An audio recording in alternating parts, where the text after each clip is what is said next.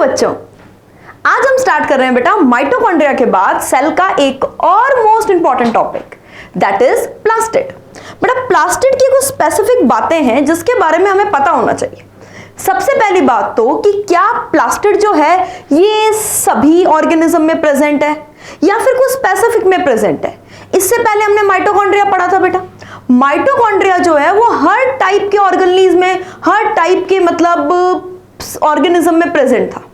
Just like कि अगर fungus है माइटोकॉन्ड्रिया होगा, प्लांट है माइटोकॉन्ड्रिया होगा, एनिमल है उसमें भी होगा। पर प्लास्टिड के साथ ऐसा नहीं है बेटा, ये भी डबल मेम्ब्रेनस ऑर्गेनली है। इस प्लास्टिड में माइटोकॉन्ड्रिया के सिमिलर बहुत सारे फीचर हैं, जैसे कि ये एंडोसिम्बायोंट है, ये सेमी ऑटोनोमस ऑर्गेनली है, इसके पास भी डबल मेम्ब्रेन है, इसके पास खुद का DNA, own self RNA and protein machinery है। तो आज हम पढ़ेंगे बेटा प्लास्टिड कौन कौन से ऑर्गेनिज्म में प्रेजेंट है और प्रेजेंट है तो किस फॉर्म में प्रेजेंट है।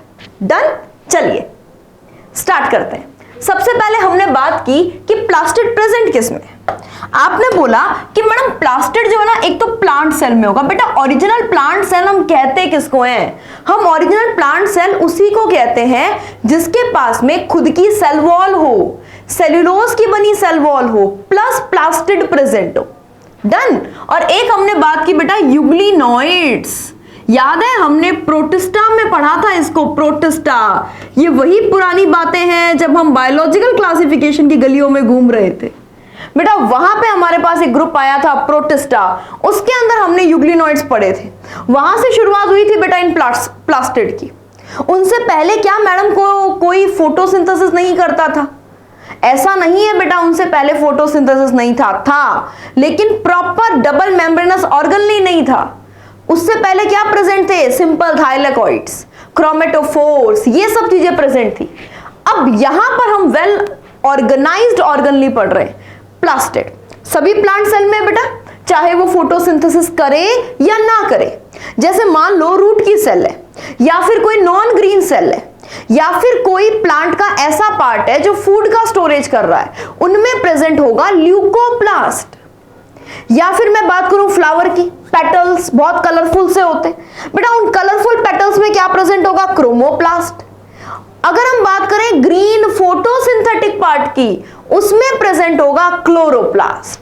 अब आई बात समझ में? ये प्लास्टिड 3 टाइप के होते हैं। किस बेस पर डिवाइड किया हमने इनको डिवाइड किया पिगमेंट्स के बेस पर। कौन कौन से 3 टाइप है बच्चा?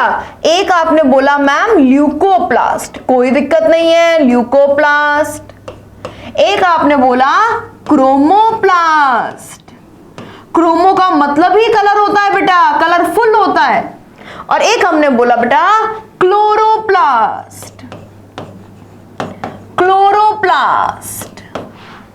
इन सब में क्या पिगमेंट प्रेजेंट है? बेटा देखो ल्यूकोप्लास्ट जो है ना ये तो कलरलेस है, इनमें कोई पिगमेंट्स नहीं है। It is colourless plastid, colourless plastid. Chromoplast जो है बेटा ये अलग अलग कलर्स का होता है, like yellow, like orange, like red, different colours का होता है बेटा। और क्लोरोप्लास्ट जो है बेटा ये ग्रीन कलर का होता है, ग्रीन कलर का।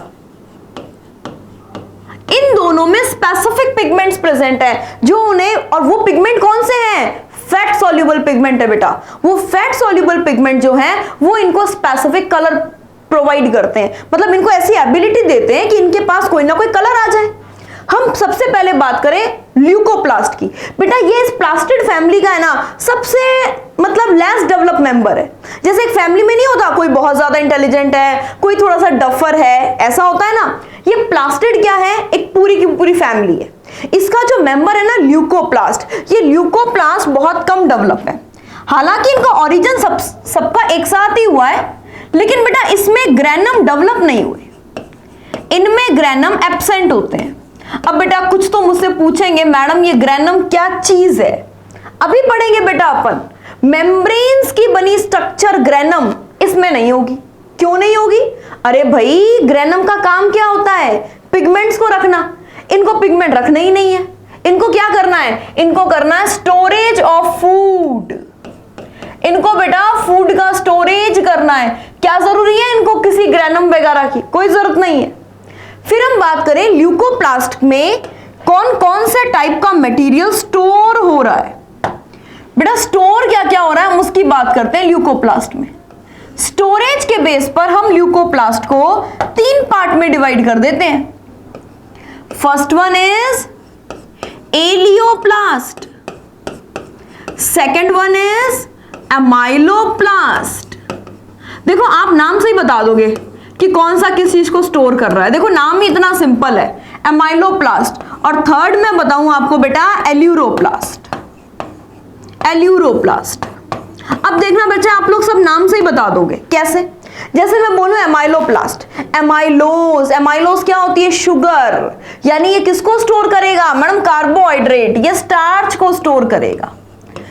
अब ऐसा कौन सा फूड है बेटा जिसमें स्टार्च भर भर के प्रेजेंट है? हम नहीं कहते कि आलू ज्यादा नहीं खाने चाहिए, ये ऐसे स्टार्च वगैरह डिपॉजिट हो जाएगा। तो स्टार्च का डिपॉजिशन सबसे ज्यादा होता है पोटैटो में। ये एमाइलोप्लास्ट कहां पे प्रेजेंट है? जैसे कि पोटैटो में बहुत ज्यादा है। एलियोप्लास्ट, ये बेटा इलियोप्लास्ट जो है ना, इलियोप्लास्ट ये स्टोर करता है बच्चे लिपिड एंड फैट को। अब बेटा ऐसी कौन कौन सी चीजें हैं जिनमें लिपिड, फैट, ऑयल ये ज्यादा होता है?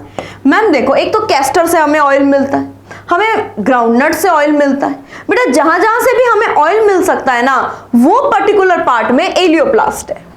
जैसे मैं इसमें एक एग्जांपल लिख दूं, कैस्टर। अब क्या बचा? कार्बोहाइड्रेट हो गया, फैट हो गया। अब क्या बचा बेटा? अब बचा प्रोटीन। प्रोटीन का स्टोरेज कौन करता है? इलियोप्लास्ट करता है, सॉरी एल्यूरोप्लास्ट करता है। अब प्रोटीन कहां प्रेजेंट होंगे मैडम? पल्सेस में। आप लिख सकते हो यहां पे ग्राम, बीन, ये जितनी भी दालें हैं, पल्सेस जो हैं, इनमें क्या प्रेजेंट होगा? एलियोप्लास्ट। थोड़ा सा बड़ा कर देते हैं ताकि दिखने में आपको इजी रहे। ये हो गया एमाइलोप्लास्ट। इसकी क्या जरूरत है? हाँ बेटा, थोड़ा सा इसको हाईलाइट कर देते हैं ताकि आप इजीली समझ पाओ। इलियोप्लास्ट, एमाइलोप्लास्ट, एल्यूरोप्लास्ट, ये हो गए स्टोरेज का काम। एक प्लास्टिड कंप्लीट, कोई दिक्कत नहीं, ग्रेनम एब्सेंट है उसमें, बाकी पूरी स्ट्रक्चर एक जैसी ही है। ये भी डबल मेम्ब्रेनस है, काम कर रहा है स्टोरेज का। आते हैं सेकंड प्लास्टिड पर। हमारा सेकंड प्लास्टिड कौन है भाई? हमारा सेकंड प्लास्टिड है बेटा क्रोमोप्लास्ट। नाम से ही पता चल रहा है कि इसके पास कोई ना कोई क्रोमो यानी कलरफुल मटेरियल है। अब वो कलरफुल मटेरियल यहां पे क्या होगा? मैम आपने जो क्लासिफिकेशन किया है वो पिगमेंट्स के बेस पर किया है, यानी यहां पर कोई ना कोई पिगमेंट ऐसा है जो उसे कलर दे रहा है। ध्यान रखना बच्चा, ध्यान रखना, यहां पर जो पिगमेंट प्रेजेंट है ना, वो फैट सॉल्युबल पिगमेंट है। अच्छा मैडम, पिगमेंट भी विटामिन की तरह 2 टाइप के होते हैं? बिल्कुल, एक होते हैं फैट सॉल्युबल पिगमेंट, एक होते हैं water soluble pigment. Fat soluble pigment जो होंगे वो प्लास्टिड में प्रेजेंट होंगे बेटा, जैसे कि क्लोरोफिल, जैसे कि कैरोटीन, जैसे कि ज़ेंथोफिल। वाटर सॉल्युबल पिगमेंट जो हैं वो वैक्यूल में प्रेजेंट होते हैं, उनको हम बोलते हैं एंथोसाइनिन। अभी इंपॉर्टेंट पॉइंट लगा के इसको नोट कर लो, बहुत इंपॉर्टेंट बात है ये। वैक्यूल के जो पिगमेंट्स हैं they are water soluble pigments known as anthocyanin. बेटा फ्लावर के जो पेटल्स वगैरह होते हैं ना, उनमें कलर क्रोमोप्लास्ट देता है, नो डाउट। क्रोमोप्लास्ट की वजह से फ्लावर के पेटल्स का कलर आता है, लेकिन उसके कलर में एंथोसाइनिन का भी रोल होता है। इस बात को भी आप अच्छे से नोट कर लो। डन। चलो नेक्स्ट हम बात करें क्रोमोप्लास्ट में, इनमें क्या क्या प्रेजेंट है। सबसे पहले तो इनमें प्रेजेंट है कैरोटीनॉइड्स। Example carotene. अच्छा मैडम, गाजर खाने से विटामिन ए मिलता है। अब उसका लॉजिक समझ में आ रहा है। गाजर यानी रेड कलर, क्या प्रेजेंट है उसके अंदर? Beta carotene. और वो बीटा कैरोटीन जो है वो फैट सॉल्युबल पिगमेंट है, क्रोमोप्लास्ट वाला। डन। ये कैरोटीन बेटा, कैरोटीन। उसके अलावा बेटा इसमें ज़ेंथोफिल भी प्रेजेंट होते हैं। तो इसका मतलब क्या एग्जांपल लिख दूं मैं यहाँ पे? कैरोटीन की वजह से तो मैं यहाँ लिख सकती हूँ बेटा कैरेट। कैरेट, टमाटर खाया है सबने, टोमेटो। बेटा उसके अंदर एक ज़ेंथोफिल प्रेजेंट होता है, दैट इज लाइकोपीन। ये लाइकोपीन पिगमेंट किस में प्रेजेंट है? टोमेटो में। तो ये कैरोटीन, लाइकोपीन, ये सब क्या है? ये सारे के सारे हैं क्रोमोप्लास्ट। नेक्स्ट हम बात करें बेटा क्लोरोप्लास्ट की। ये क्लोरोप्लास्ट क्या चीज है बेटा? ये भी एक इंपॉर्टेंट ऑर्गनली है जिसके बारे में सारी डिटेल हमें जाननी है। ग्रीन कलर का है, रीजन क्या है? अरे भाई ग्रीन कलर होने का एक ही रीजन होता है, क्लोरोफिल की प्रेजेंस। ये बेटा यहां पर क्लोरोफिल प्रेजेंट है। हाँ, थोड़े बहुत अमाउंट में कैरोटीनॉइड्स भी हैं, बट मेनली क्या प्रेजेंट है बेटा? क्लोरोफिल। ये सारे के सारे 3 टाइप के हो गए हमारे प्लास्टिड। अब ध्यान से सुनना, एक छोटा सा इंपॉर्टेंट पॉइंट है बेटा। ये तीनों टाइप के जो प्लास्टिड आपने पढ़े हैं ना, एक बेटा आपने इसमें पढ़ा है ल्यूकोप्लास्ट, एक बेटा आपने इसके अंदर पढ़ा है क्रोमोप्लास्ट, और एक आपने पढ़ा है बेटा chloroplast. These all are interconvertible to each other. बेटा इन सबका जेनेटिक मटेरियल सेम है। अगर इनका जेनेटिक मटेरियल सेम है तो ये आपस में इंटरकन्वर्ट कर सकते हैं। मोस्ट इंपॉर्टेंट बात, they are interconvertible. They are interconvertible. Reason क्या है इनके इंटरकन्वर्ट होने का? They have genetic material that is similar. They have similar genetic material. बेटा इनका जेनेटिक मटेरियल पूरी तरीके से सेम है, इस वजह से ये इंटरकन्वर्ट कर सकते हैं। डन? देखो कैसे। अगर मैं सिंपल सी बात कहूं, ये ल्यूकोप्लास्ट जो है ये रिक्वायरमेंट के हिसाब से क्रोमोप्लास्ट बना सकता है। क्रोमोप्लास्ट जो है बेटा ये ल्यूकोप्लास्ट बना सकता है। उसी तरीके से ल्यूकोप्लास्ट क्लोरोप्लास्ट बना सकता है, क्लोरोप्लास्ट ल्यूकोप्लास्ट बना सकता है। एक और इंपॉर्टेंट बात, देखो इसको मैं हाईलाइट करूंगी बेटा। क्लोरोप्लास्ट जो है ना ये बनाता है क्रोमोप्लास्ट, बट यहां पर क्रोमोप्लास्ट फिर से क्लोरोप्लास्ट नहीं बनाता। देखो आपने एक बेसिक सी चीज है ना देखी होगी अपनी डेली लाइफ में बेटा, जो ग्रीन चिली है या जो बेटा ग्रीन टोमेटोज हैं वो धीरे धीरे कई बार रेड चिली और रेड टोमेटो में कन्वर्ट होते हैं। ग्रीन टोमेटो रेड टोमेटो में, ग्रीन चिली रेड चिली में कन्वर्ट होती है। वो इसी ट्रांसफॉर्मेशन की वजह से होती है जिसमें क्लोरोप्लास्ट जो है वो क्रोमोप्लास्ट के अंदर कन्वर्ट हो जाता है। लेकिन इस कन्वर्जन में टाइम बहुत ज्यादा लगता है। ऑर्गनली की भी एक पर्टिकुलर एज होती है बेटा, धीरे धीरे ऑर्गनली भी सेनेसेंस की तरफ बढ़ता है। इस इंटरकन्वर्जन के बाद धीरे धीरे ऑर्गनली मैच्योर और फिर सेनेसेंट होने लग जाता है, वो फिर से क्लोरोप्लास्ट नहीं बना पाता। इसी वजह से हम ग्रीन चिली को रेड चिली में कन्वर्ट होते हुए देखते हैं, लेकिन रेड चिली को फिर से ग्रीन चिली में कन्वर्ट होते हुए नहीं देखते हैं। मोस्ट इंपॉर्टेंट बात है बेटा, अच्छे से ध्यान में रखना। चलो अब हम स्टार्ट करते हैं, क्लोरोप्लास्ट पर फोकस करते हैं बेटा। हमारा मेन ऑर्गनली क्लोरोप्लास्ट है। क्लोरोप्लास्ट की शेप, साइज, नंबर, इस पर बात करते हैं, ठीक है। सबसे पहले हम बात करें बेटा शेप की। अलग अलग शेप प्रेजेंट है बेटा क्लोरोप्लास्ट की, जैसा कि आपने एल्गी में पढ़ा था। लेंस शेप का है, ओवल शेप का है, पॉलीगोनल शेप का है बेटा। आपको याद है हमने कप शेप के क्लोरोप्लास्ट पढ़े हुए हैं, फेमस क्लेमाइडोमोनास। अगर किसी बच्चे ने एल्गी पढ़ी और क्लेमाइडोमोनास का नाम नहीं सुना, इसका मतलब एल्गी आपकी इनकम्प्लीट है बेटा। अलग अलग शेप के आपने यहां पर जो क्लोरोप्लास्ट जो है वो देखे थे। रिबन शेप का देखा था बेटा हमने, स्पाइरल शेप, रिबन शेप। ये स्पाइरल शेप का किसमें था मैडम? स्पाइरोगायरा। एक एल्गी बेटा स्पाइरोगायरा। हमने बेटा गर्डल शेप का देखा था, गर्डल शेप किसमें? यूलोथ्रिक्स में, यूलोथ्रिक्स में, राइट। तो ये अलग अलग शेप के क्या हो गए बेटा? क्लोरोप्लास्ट हो गए। कोई हमसे पूछे साइज, तो साइज में बेटा एक तो आ जाएगी लेंथ, एक आ जाएगा विड्थ। Length and width. सबसे पहले हम बात करें बेटा लेंथ की। अगर बेटा हम इसके लेंथ के बारे में बात कर रहे हैं तो हम हो जाएंगे 5 to 10 माइक्रोमीटर के साइड, यानी कि ये तो प्लास्टिड, ये प्लास्टिड जो है ये माइटोकॉन्ड्रिया से काफी बड़ा है बेटा। उसको हम नेक्ड आई से देख नहीं पा रहे थे, हमने माइटोकॉन्ड्रिया को स्टेन किया था जैनस ग्रीन बी से। यहां ऐसे स्टेनिंग की रिक्वायरमेंट नहीं रहेगी, आप सिंपल माइक्रोस्कोप से देख सकते हैं बच्चे इसको। नेक्स्ट हम बात करें बेटा इसके विड्थ की, इसके विड्थ की। अगर हम इसके विड्थ की बात करते हैं तो बेटा 2 to 4 माइक्रोमीटर ये इसकी विड्थ रहेगी। इसका नंबर जो है बेटा वो भी सेल टू सेल वेरी करता है, जैसे माइटोकॉन्ड्रिया के नंबर वेरी कर रहे थे उसी तरीके से। जैसे कोई हमसे कह दे कि क्लोरोप्लास्ट क्या नंबर में 1 हो सकता है, बिल्कुल हो सकता है। हम क्लेमाइडोमोनास की बात करते हैं, अगर मैं क्लेमाइडोमोनास की बात करूं तो ये 1 होगा। प्लांट सेल में कहां पे ज्यादा होगा बेटा, मेसोफिल सेल में।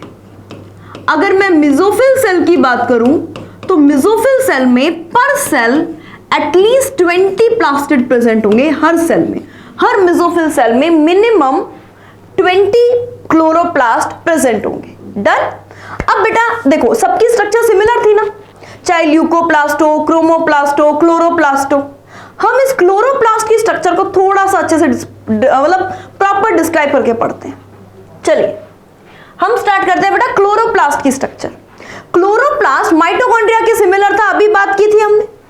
तो बेटा माइटोकॉन्ड्रिया की तरह इसमें भी डबल मेम्ब्रेन प्रेजेंट होगी, दैट इज आउटर मेम्ब्रेन बेटा, दैट इज आउटर मेम्ब्रेन। इसी तरीके से बच्चा यहां पे अब एक इनर मेम्ब्रेन भी प्रेजेंट होगी, इनर मेम्ब्रेन, इनर मेम्ब्रेन। और पर एक चीज थोड़ी सी डिफरेंट है, वहां पर जो इनर मेम्ब्रेन थी उसमें बेटा फोल्डिंग्स प्रेजेंट थी, यहां पर इनर मेम्ब्रेन में फोल्डिंग्स नहीं है, दोनों मेम्ब्रेन कॉन्टिन्यूअस है, राइट? दोनों मेम्ब्रेन बच्चा कॉन्टिन्यूअस है। Outer membrane that is more permeable because they have more amount of lipid. Inner membrane less permeable, inner membrane less permeable. बेटा आउटर मेम्ब्रेन में एक स्पेसिफिक प्रोटीन प्रेजेंट है और इस प्रोटीन को हम नाम देते हैं पोरिन्स। इस प्रोटीन को हम नाम देते हैं बेटा पोरिन्स, राइट? डन। इन दोनों मेम्ब्रेन के बीच में बेटा एक स्पेस है, उस स्पेस को हम नाम देंगे पेरी प्लास्टिडियल स्पेस। जैसे वहां पे आपने क्या बोला था, पेरी माइटोकॉन्ड्रियल स्पेस, यहां पर हम क्या बोलेंगे, पेरी प्लास्टिडियल स्पेस। अब खास बात क्या है बेटा, क्लोरोप्लास्ट जो है ना इसके अंदर प्रॉपर लेबर डिवीजन प्रेजेंट है। लेबर डिवीजन का मतलब हो गया कि वर्क डिस्ट्रीब्यूशन है। इसमें एक तो है मेम्ब्रेनस पार्ट और एक है इसका लिक्विड पार्ट। मेम्ब्रेनस पार्ट के पास में होते हैं पिगमेंट्स, उसका काम है सनलाइट को ट्रैप करना और उसको केमिकल एनर्जी में बदलना। और बेटा जो इसका लिक्विड पार्ट है जिसको हम कहेंगे स्ट्रोमा, उस स्ट्रोमा का काम होता है बेटा पर्टिकुलर जो भी लाइट एनर्जी से प्रोडक्ट बने हैं उसकी हेल्प से शुगर का फॉर्मेशन करना। भाई हम क्या पढ़ रहे हैं, हम पढ़ रहे हैं क्लोरोप्लास्ट। क्लोरोप्लास्ट का काम क्या है, फोटोसिंथेसिस। तो वो फोटोसिंथेसिस के जो भी एंजाइम है वो सारे के सारे कहां प्रेजेंट हैं, इसके फ्लूइड पार्ट में प्रेजेंट है। करें स्टार्ट। चलो सबसे पहले हमने बोला कि इसमें एक मेम्ब्रेनस पार्ट प्रेजेंट है। ये देखो बेटा ये है मेम्ब्रेनस पार्ट, ये मेम्ब्रेनस पार्ट है बेटा। आपको बिल्कुल ऐसा लगेगा जैसे ये कोई सिक्के हैं और ये सिक्के की ढेरी है। ऐसे बहुत सारी ढेरी होगी बेटा, ऐसी बहुत सारी ढेरी होगी। एटलीस्ट एक क्लोरोप्लास्ट के अंदर 40 to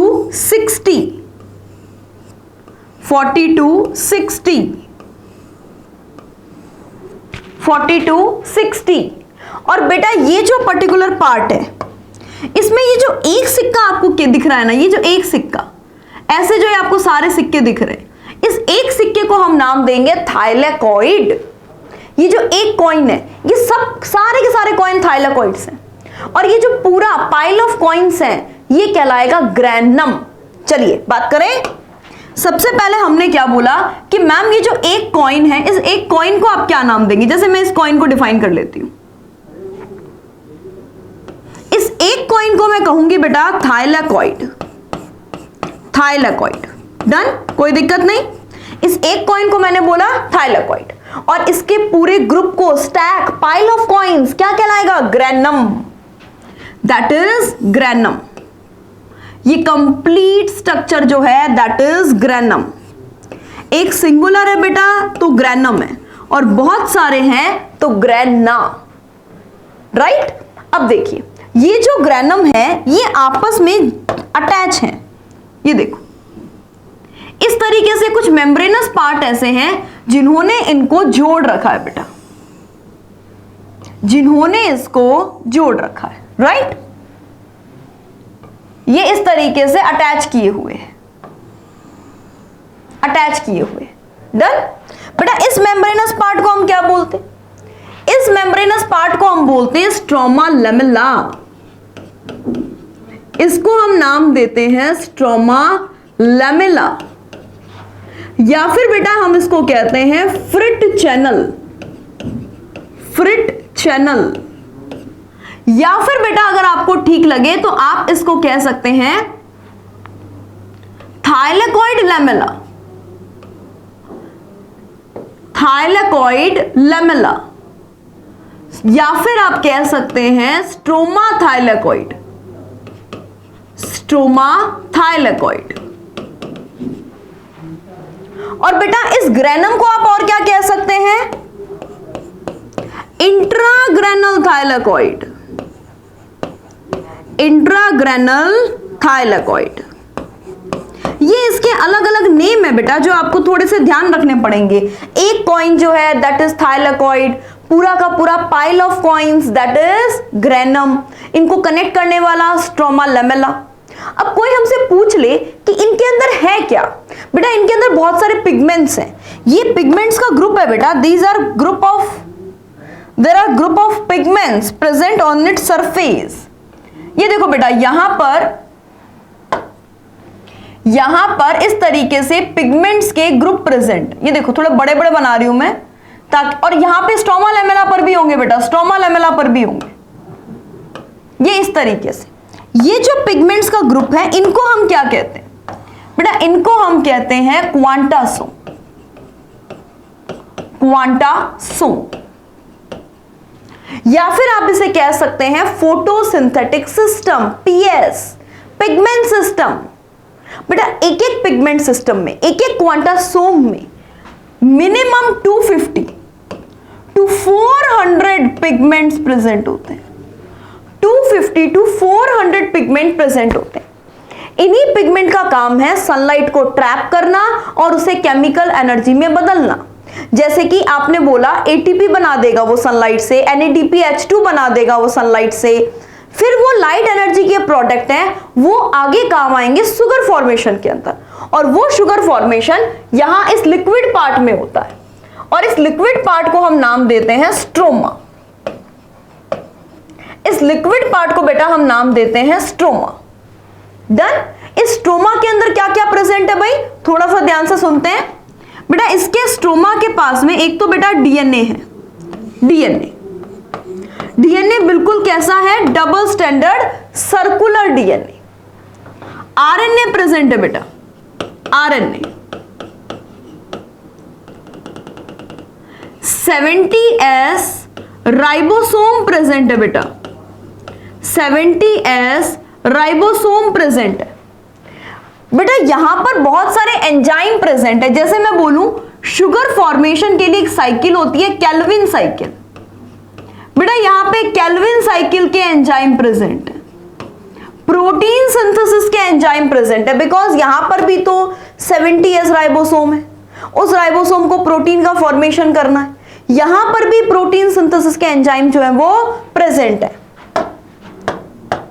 और उसके अलावा हम बोले बेटा यहां पर ये सबसे इंपॉर्टेंट बात है, ये इसको अच्छे से ध्यान रखना, यहां पे स्टार्च ग्रेन प्रेजेंट होते हैं। स्टार्च का स्टोरेज दो जगह है बेटा, एक तो है अमाइलोप्लास्ट में जो हमने पढ़ा, अमाइलोप्लास्ट के अंदर, और एक बेटा स्टार्च का जो स्टोरेज है वो क्लोरोप्लास्ट में भी होता है। यहां पे देखो मैंने एक इंपॉर्टेंट पॉइंट लिखा है, यहां पे स्टार्च ग्रेन्यूल्स हैं। ये चीज आपको शायद कहीं और नहीं मिल पाएगी। और बेटा ये एनसीईआरटी का डायग्राम में भी है। मैम हमने तो नहीं देखा, हमने तो एनसीईआरटी का डायग्राम कुछ ऐसे देखा है, इसमें तो हमें कहीं नहीं दिख रहा। बेटा आप इसी डायग्राम पे क्यों गौर करते हो? आप फोटोसिंथेसिस वाले चैप्टर में जो डायग्राम दिया हुआ है उसको भी तो देखो, वहां पे आपको स्टार्च ग्रेन्यूल्स एकदम क्लियरली दिखेंगे। यहां पे आपको एक 3D अल्ट्रा स्ट्रक्चर दिखाई हुई है, जिसमें देखो ये piles of coins, that is granum. Single pile को क्या बोल रहे हैं? थाइलेकॉइड। इस थाइलेकॉइड की बीच की जो जगह है उसको क्या बोलते हैं बेटा? ल्यूमेन। और ये क्या है? Stroma lamella. और दोनों मेम्ब्रेन जो है वो बेटा यहां पे इसकी शो की हुई है। डन। तो ये स्ट्रक्चर अब आपको बिल्कुल अजीब नहीं लगेगी, आपको बहुत सही से अच्छे से समझ में आएगा बेटा इसको। नेक्स्ट बेटा अगर हम बात करें क्लोरोप्लास्ट के फंक्शन की, बेटा क्लोरोप्लास्ट का सबसे बेसिक फंक्शन, मेन फंक्शन जो है that is photosynthesis. Photosynthesis. Done. बेटा फोटोसिंथेसिस के लिए दो पर्टिकुलर रिएक्शंस होती हैं, लाइट रिएक्शन एंड बेटा डार्क रिएक्शन। ये लाइट रिएक्शन जो है ये मेम्ब्रेनस पार्ट का फंक्शन है, सनलाइट को ट्रैप करना और उसके बाद लाइट एनर्जी प्रोडक्ट बनाना। डार्क रिएक्शन जो है बेटा ये फ्लूइड पार्ट का काम है, दैट इज स्ट्रोमा। डन। अगर कोई बेटा आपसे पूछ ले इसका बायोजेनेसिस कैसे होता है, बायोजेनेसिस कैसे होता है प्लास्टिड का बायोजेनेसिस, तो बिल्कुल माइटोकॉन्ड्रिया की तरह, डेवलप फ्रॉम, बेटा ये बाइनरी फ्यूजन से बनता है, binary fusion of pre existing plastid. पहले से जो प्लास्टिड प्रेजेंट है उसके बाइनरी फ्यूजन से होता है, ऑफ प्री एग्जिस्टिंग प्लास्टिड। और बेटा इसका ओरिजिन भी प्रोकैरियोटिक है,